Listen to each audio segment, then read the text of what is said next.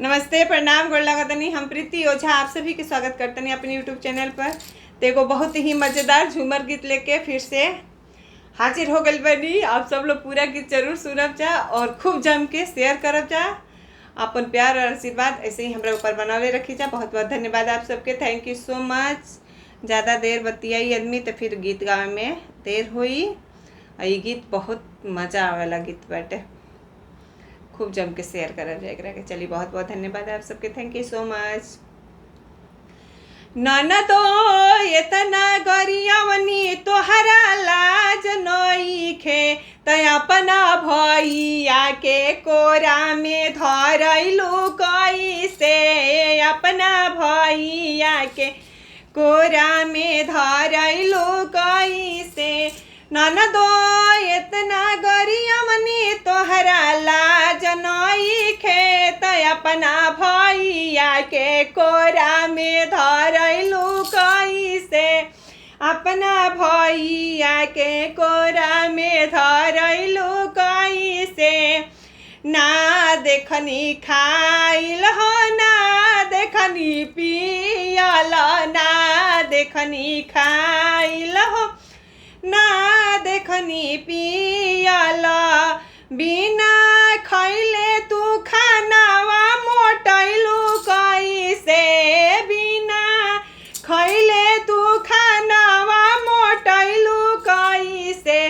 त अपना भैया के कोरा में धरैलू कैसे। अपना भैया के कोरा में धरैलू कैसे।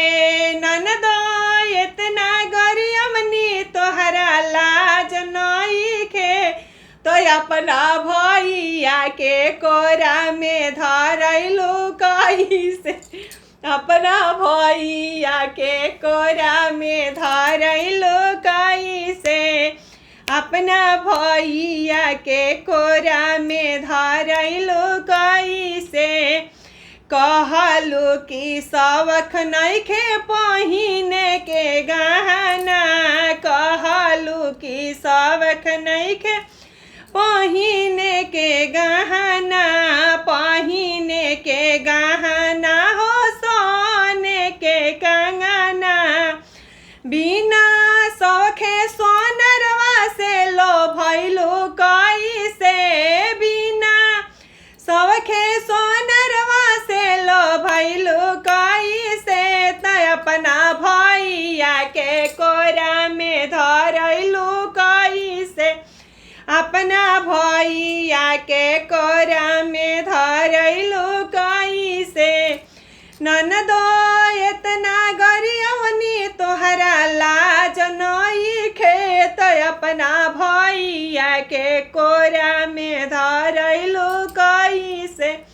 अपना भैया के कोरा में धरैलू कैसे। फूलावा दिहत ननदी बड़ा शरमाइलो। फूलावा दिहत ननदी बड़ा शरमाइलो। छुपी छुपी मलिया बगनिया में गइलो। छुपी छुपी मलिया बगनिया में गइलो।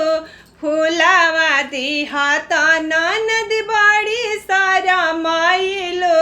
छुपी छुपी मलिया बगनिया में गइलो।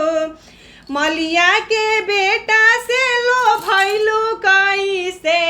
हाँ जी, मलिया के बेटा से लो भैलू कैसे। त अपना भैया के कोरा में धरैलू कैसे। अपना भैया के कोरा में धरैलू कैसे। ननदो एतना गरियवनी तोहरा लाज नइखे, त अपना भैया के कोरा में धरैलू कैसे।